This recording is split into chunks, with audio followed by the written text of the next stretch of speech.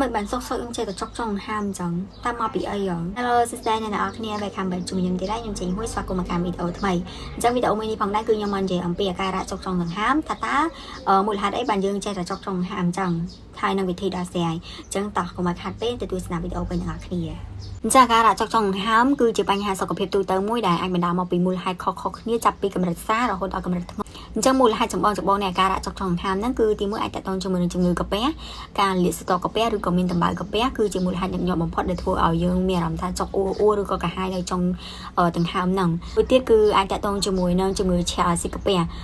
អាស៊ីតចេញពីកាពះឆាឡើងមកលើហ្នឹងក៏បង្កឲ្យមានការកាហាយដើមទ្រូងឬក៏ចុកនៅចុងដង្ហើមជាពិសេសគឺក្រោយពេលដែលយើងញ៉ាំអាហាររួចឬក៏ពេលគេមួយទៀតគឺពិបាកលាអាហារញ៉ាំអាហារច្រើនពេកញ៉ាំលឿនពេកឬក៏ញ៉ាំអាហារដែលមានជាតិខ្លាញ់ច្រើនបណ្ដាលឲ្យហើមពោះនិងចុកណែនដង្ហើមដែរ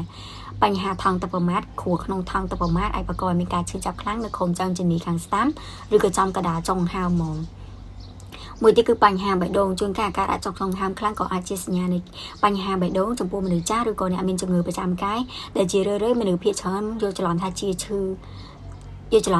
ជំងឺឈឺកាពះធម្មតាអញ្ចឹងណាអញ្ចឹងចំពោះវិធីសង្គ្រោះបឋមនិងការការពារយើងអាចកែសម្រួលការហូបចុកជៀសវាងអាហារហឹរជូរខ្លាញ់ជ្រៅឬក៏គ្រឿងសង្វឹងហើយនិងភេសជ្ជៈដែលមានជាតិហ្គាកុំគេងភ្លាមក្រោយពេលដែលយើងញ៉ាំហួយគួរតែទុកពេលបន្តិច2ទៅ3ម៉ោងមុនពេលដែលយើងចូលគេងដើម្បីឲ្យកាពះលាយអាហារបានអស់បែងចែករបបអាហារញ៉ាំអាហារក្នុងបរិមាណតិចៗតែច្រើនដងជាជាងញ៉ាំម្ដងច្រើនហ្មងណាការប្រើប្រាស់ថ្នាំដូចជាថ្នាំប្រសាទអាស៊ីតកាពះឬក៏ថ្នាំបន្ថយការផលិតអាស៊ីតហ្នឹងយើងគួរតែពិគ្រោះជាមួយនឹងអសតការីឬក៏គ្រូពេទ្យជាមួយសិនមុននឹងប្រើប្រាស់ហើយពេលណាដែលយើងគួរតែជួបជាមួយនឹងគ្រូពេទ្យជាបន្តបើសិនបើយើងមានសញ្ញាពមៀនដូចជា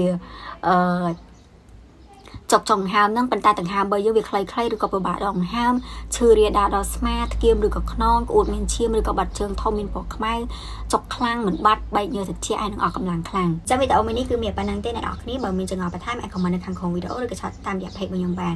អញ្ចឹងអរគុណអ្នកនរគ្នាមែនតើដែលតាមទស្សនាវីដេអូរបស់ខ្ញុំតាំងពីដើមរហូតដល់ចប់អញ្ចឹងជួបគ្នាវីដេអូក្រោយទៀតបាយបាយ